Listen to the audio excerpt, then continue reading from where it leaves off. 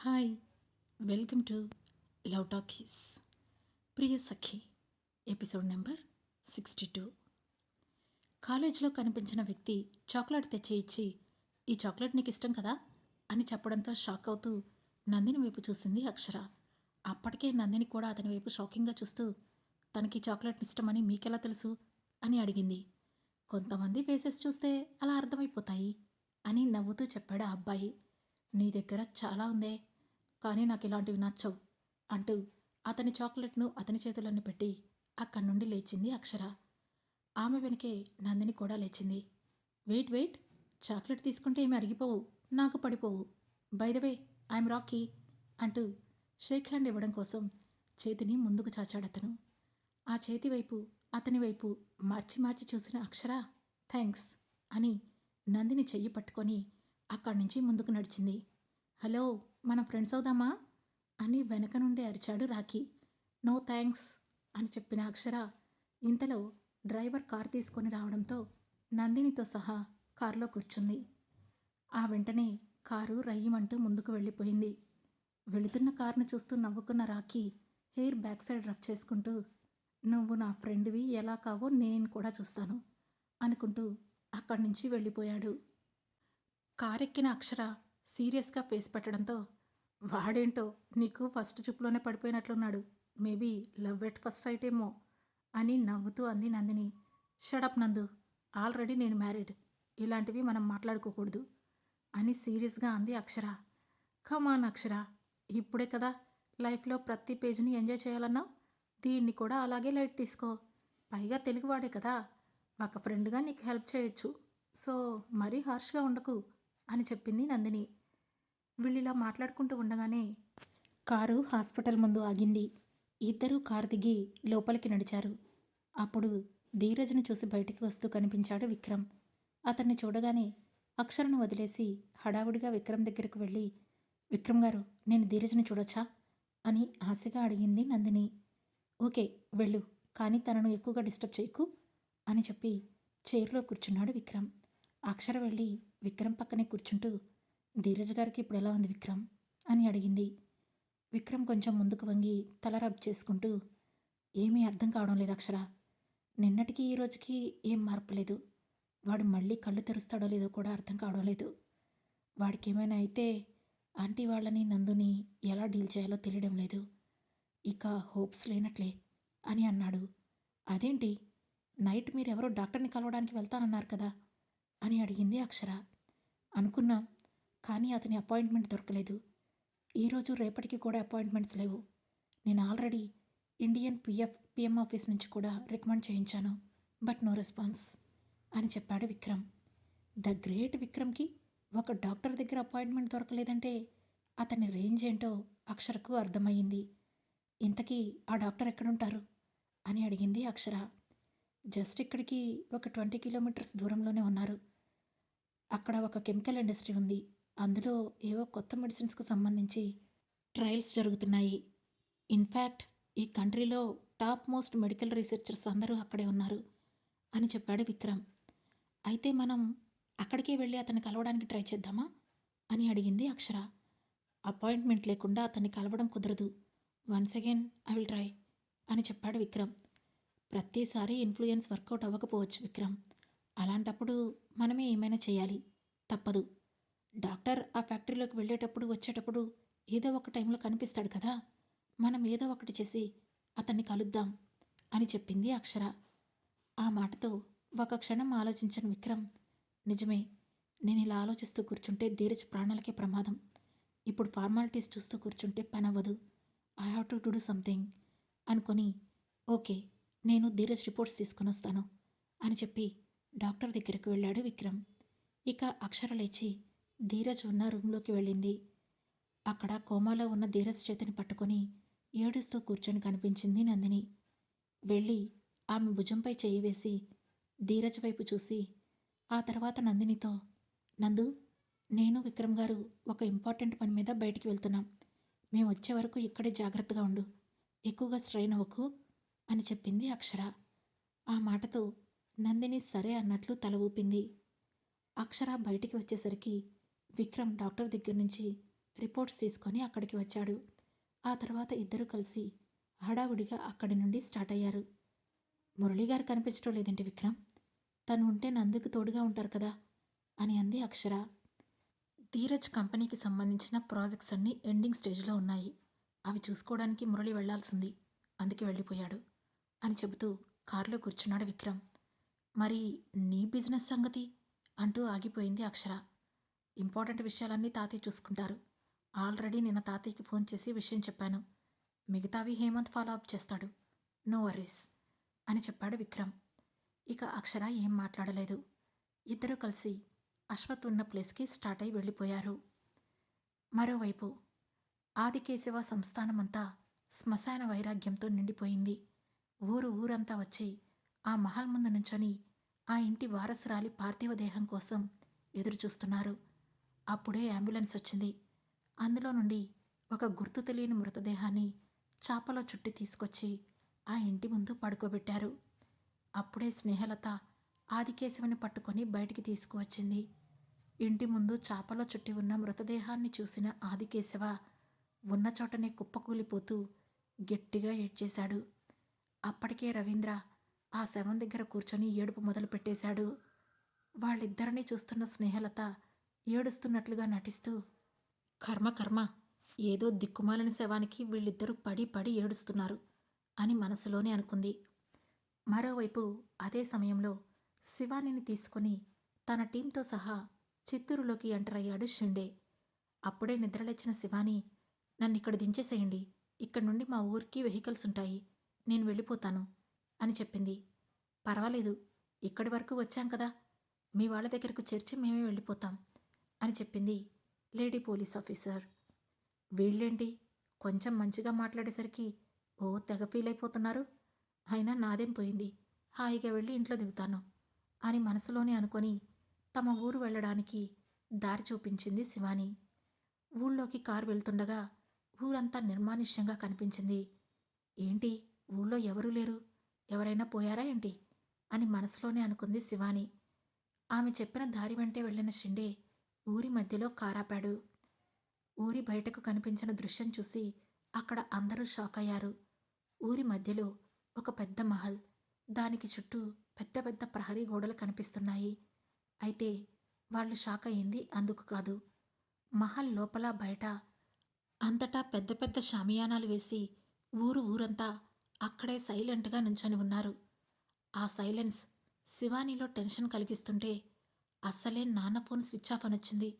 అంటే నాన్నకేమైనా అయిందా అనే ఆలోచన రాగానే అక్కడున్న షిండే వాళ్లను పట్టించుకోకుండా హడావుడిగా కారు దిగి లోపలికి పరిగెత్తింది శివాని. హఠాత్తుగా వచ్చిన ఆమెను చూసి అందరూ షాక్తో నోరు తెరిచారు. అప్పుడే ఆ శవాన్ని పట్టుకొని, నాకే ఎందుకు ఇలా జరిగింది, కన్న తల్లి, ప్రేమగా పెంచిన తల్లి లాంటి అందరూ దూరమయ్యారు. ఇప్పుడు నేను ప్రాణంగా ప్రేమించిన నా శివాని కూడా నాకు దూరమైంది. తను లేకుండా నేను ఎలా బ్రతకాలి, నేను కూడా చచ్చిపోతాను అని బీభత్సంగా యాక్ట్ చేస్తూ వెంటనే అక్కడి నుంచి లేచి బయటికి వెళ్ళడం కోసం వెనక్కి తిరిగిన రవీంద్రకి అక్కడ వదులుగా ఉన్న షర్ట్, అటు ప్యాంట్ ఇటు షార్ట్ కానీ ఒక వదులు నిక్కర్లో కనిపించింది శివాని. ఆమెను అలా చూస్తూనే షాక్తో బిగుసుకుపోయాడు రవీంద్ర. కానీ శివాని చూపు మాత్రం కింద కుప్పకూలి అమ్మా శివా అని ఆ శవం దగ్గర పడి ఏడుస్తున్న తన తండ్రి మీదే ఆగిపోయింది. 6 అడుగుల ఆజానుబాహుడైన తన తండ్రి అలా కింద కూర్చొని తన కోసం ఏడుస్తుంటే అక్కడేం జరిగిందో ఇట్టే అర్థం చేసుకుంది శివాని. కానీ ఏడుస్తున్న ఆదికేశవ ఇంట్లోకి వచ్చిన శివానీని చూడకుండా బాధపడుతూనే ఉండడంతో ఈలోగా ఆమెను చూసిన స్నేహలత కూడా షాక్ అయ్యి ఆ షాక్లోనే మామయ్య అని ఆదికేశవని పిలిచింది. కానీ ఆమె పిలుపును వినిపించుకునే పొజిషన్లో లేడు ఆదికేశవ. దాంతో వెంటనే కింద కూర్చొని మామయ్య అటు చూడు అంటూ శివానీని చూపించింది స్నేహలత. దాంతో తలెత్తి చూసిన ఆదికేశవ అక్కడ కనిపించిన శివానీని చూసి చిన్న పిల్లాడిలా ఒక్క ఉదుటన లేచి శివా అంటూ కూతురు దగ్గరికి హడావుడిగా వెళ్ళాడు. పుట్టి బుద్ధిరిగాక ఏ రోజు తండ్రి తనను అంత ప్రేమగా పిలవకపోవడంతో ఆ పిలుపుకి శివాని కళ్ళలో నీళ్లొచ్చాయి. వెంటనే కూతుర్ని హగ్ చేసుకుని, ఎక్కడికి వెళ్ళావరా తల్లి, నువ్వు బ్రతికే ఉన్నావా, బాగానే ఉన్నావు కదా అని ఏడుస్తూనే అడిగాడు ఆదికేశవ. తను ఎన్నో సంవత్సరాలుగా ఎదురు చూస్తున్న ప్రేమ ఆ క్షణం ఆమెను ఉక్కిరి బిక్కిరి చేస్తుంటే తండ్రిని గట్టిగా హత్తుకున్న శివానీకి నోటమాట రాలేదు. వాళ్ళిద్దరిని అంత దగ్గరగా చూస్తూ, అంత ప్రేమగా చూస్తున్న స్నేహలత ఆమె తమ్ముడి వైపు మింగేలా చూసింది. అప్పటికే రవీంద్ర కూడా కళ్ళ నిండుగా నిప్పులు చెరుగుతూ వాళ్ళిద్దరినే చూస్తున్నాడు. తన ప్లాన్ ఫెయిల్ అవ్వడమే కాకుండా ఇన్ని సంవత్సరాలు వాళ్ళిద్దరి మధ్య పెంచిన దూరం ఒక్కసారిగా ఇంత దగ్గరగా మారిపోవడంతో అస్సలు తట్టుకోలేకపోతున్నారు ఆ అక్క తమ్ముడు. కాసేపటికి తేరుకున్న ఆదికేశవ కూతుర్ని వదిలి ఆమె భుజం చుట్టూ చెయ్యి వేసి దగ్గరికి లాక్కొని, ఎక్కడో ఏదో పొరపాటు జరిగినట్లుంది. ఇక్కడ శవంగా కనిపిస్తున్నది మన అమ్మాయి కాదు, ఎవరో అమ్మాయి. తనను వాళ్లకు అప్పగించండి. అలాగే ఈ కష్ట సమయంలో ఊరంతా నాకు మద్దతుగా వచ్చి నిలబడ్డందుకు ధన్యవాదాలు. చనిపోయిందనుకున్న నా కూతురు తిరిగొచ్చినందుకు ఈరోజు మన సంస్థానంలో పండగ జరుగుతుంది. ఊరందరూ ఇక్కడే భోజనాలు చేయండి. రవీంద్ర, ఆ ఏర్పాట్లు ఏవో చూసుకో అని చెప్పి కూతురుని తీసుకొని లోపలికి వెళుతున్నాడు ఆదికేశవ. జరుగుతుందంతా అక్కడే నుంచొని విస్మయంగా చూస్తున్నారు షిండే అండ్ కో. 4 అడుగులు వేసిన శివాని, ఒక్క నిమిషం నాన్నగారు అంటూ వెనక్కి తిరిగింది. అక్కడ నుంచొని అయోమయంగా చూస్తున్న షిండే వాళ్ళని చూసి, మీరు లోపలికి రండి సార్ అని వాళ్ళని పిలిచింది శివాని. వెనక్కి తిరిగి వాళ్ళని చూసిన ఆదికేశవ, వాళ్ళెవరు శివా అని అడిగాడు. ముంబైలో ఉన్నప్పుడు నా వాలెట్, మొబైల్ అన్నీ మిస్ అయిపోయాయి. అప్పుడు వాళ్లే నాకు ఇక్కడి వరకు లిఫ్ట్ ఇచ్చి హెల్ప్ చేశారు నాన్నగారు అని చెప్పింది శివాని. ఆ మాటతో మీరు కూడా లోపలికి రండి అని వాళ్లతో చెప్పి మళ్లీ కూతుర్ని తీసుకొని ఇంటి గుమ్మం వరకు వెళ్ళిన ఆదికేశవ శివాని ఇంట్లోకి అడుగు పెట్టబోతుంటే, ఆగు శివ అన్నాడు. తండ్రి ఎందుకు మళ్ళీ ఆగమంటున్నాడో అర్థం కాక విస్తుపోయి చూస్తూ ఉంది శివాని. అప్పుడు ఇంకా మెట్ల దగ్గరే బిగుసుకుపోయి వాళ్లనే చూస్తున్న స్నేహలత వైపు చూసి, లత, వచ్చి నా కూతురికి దిష్టితీ అని అన్నాడు ఆదికేశవ. ఆ మాటతో ఇంకాస్త షాక్ అయ్యి అలానే చూసింది, కానీ ఇంచు కూడా కదల్లేదు స్నేహలత. ఏంటి వినిపిస్తుందా, వచ్చిదానికి దిష్టితీ అని మళ్ళీ పిలిచాడు ఆదికేశవ. ఆ మాటతో వస్తున్నా మావయ్య అని స్పీడుగా మెట్లెక్కి కోపంగా శివానిని చూస్తూ ఇంట్లోకి వెళ్ళి దిష్టిపళ్ళెం తీసుకొచ్చి మాడిపోయిన ముఖంతో శివానికి దిష్టి తీసింది స్నేహలత. తండ్రి చూపిస్తున్నంత అభిమానం, ప్రేమ లాంటి యాంగిల్స్కి శివానికి మైండ్ పనిచేయడం లేదు. నాన్నగారేంటి నాపై ఇంతలా కన్సర్న్ చూపిస్తున్నారు? ఇదంతా నిజంగా నా మీద ప్రేమేనా? కానీ ఒకేసారి ఇంత ప్రేమ ఎలా వచ్చింది? అంటే నేను దూరమైతే కానీ నా మీద ప్రేమ బయటపడదా అని మనసులో అనుకుంటూనే తండ్రినే చూస్తూ ఉంది శివాని. ఆదికేశవ మాత్రం క్షణం కూడా కూతుర్ని వదలపట్టకుండా అలానే పట్టుకొని ఉన్నాడు. చిన్నప్పటి నుండి అతని స్పర్శ కోసం, ప్రేమ కోసం ఎదురుచూస్తున్న శివానికి ఇప్పుడలా అతని దగ్గరకు తీసుకుంటే ఎందుకో బాధగా అలానే ఉండిపోయింది. అందరూ వెళ్ళి లోపలికి సోఫాలో కూర్చున్నారు.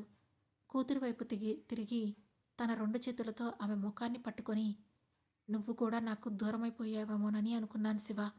నిజంగా నువ్వు ఇంకాసేపు రాకపోయి ఉంటే నేను చచ్చిపోయేవాడిని అని బేలగా అన్నాడు ఆదికేశవ.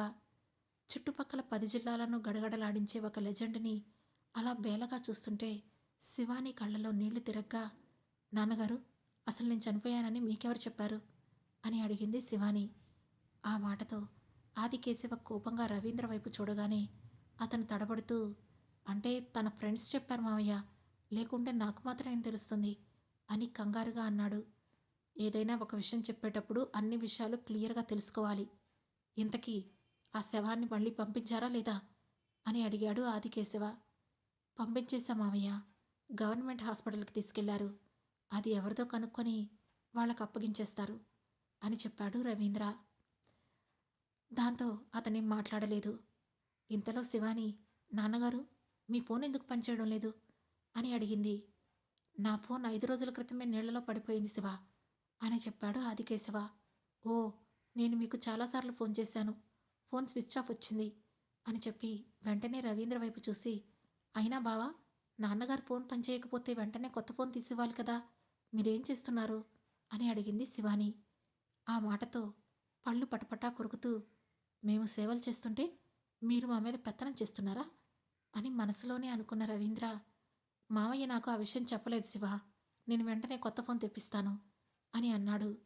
ఓకే, త్వరగా తెప్పించు అని మళ్ళీ తండ్రి వైపు చూసి, నాన్నగారు నేను ఫ్రెష్ అయ్యి వస్తాను అంటూ లేచింది శివాని. సరే శివ, త్వరగా రా. స్నేహలత, శివానికి ఇష్టమైన వంటలన్నీ చేయించి అరగంటలో టేబుల్ మీద ఉంచాలి అని ఆర్డర్ వేసినట్లుగా చెప్పాడు ఆదికేశవ. ఆ మాటతో ముఖం మార్చుకొని, సరే మావయ్య అంటూనే వంటగదిలోకి వెళ్ళింది స్నేహలత. ఆ తర్వాత శివాని షిండే వాళ్ళ వైపు చూసి, మీరు కూడా వెళ్ళి ఫ్రెష్ అవ్వండి, తినేశాక తిరుమల వెళ్ళొచ్చు అని చెప్పింది. వాళ్ళ పనివాళ్ళు వచ్చి వాళ్లకు రూమ్స్ చూపించడంతో షిండే అండ్కో అటుగా వెళ్ళారు. శివాని తన రూమ్కి వెళ్ళి ఫ్రెష్ అవ్వడానికి వాష్రూమ్కి వెళ్ళింది. ఆ వాష్రూమ్ చూడగానే ఆమెకు ఐలాండ్లో ఉన్న వాష్రూమ్ గుర్తొచ్చింది. అంతా ఫుల్ వైట్గా, ఏ ఒక్క వస్తువు కూడా మరో కలర్లో లేకుండా ఉన్న ఆ వైట్ బాత్రూమ్ తర్వాత ఆమెకు గుర్తొచ్చిన మెమరీ అశ్వత్థతో కలిసి స్నానం చేయడం. అది గుర్తుకు రాగానే ఆమెకే తెలియకుండా శివాని ముఖం సిగ్గుతో నిండిపోయింది. కానీ అది ఆమె మనసుకు ఏమాత్రం తెలియడం లేదు. ఫ్రెష్ అయ్యి లంగావోణి వేసుకొని బయటికి వచ్చింది శివాని. అప్పటికే బయట పండగ వాతావరణం నెలకొంది. ఊళ్ళో అందరూ తలా ఒక చెయ్యి వేసి సంతోషంగా వంటలు చేస్తూ అటూ ఇటూ హడావుడిగా తిరుగుతున్నారు. ఆమెను చూస్తూనే, శివ ఇలారా అని పిలిచాడు ఆదికేశవ. దాంతో ఆమె తన తండ్రి దగ్గరికి వెళ్ళగానే, ఎప్పుడు తిన్నావో ఏంటో, భోజనం చేద్దాం పదా అని అన్నాడు ఆదికేశవ. ఆ మాటతో షిండే వాళ్ళను కూడా పిలవమని చెప్పి తండ్రితో కలిసి డైనింగ్ టేబుల్ దగ్గరకు నడిచింది శివాని. మరోవైపు షిండే అండ్ టీం కూడా స్పీడ్గా ఫ్రెష్ అయ్యారు. సార్, చూస్తుంటే ఈ శివానికి పెద్ద స్టేటస్ ఉన్నట్లుంది.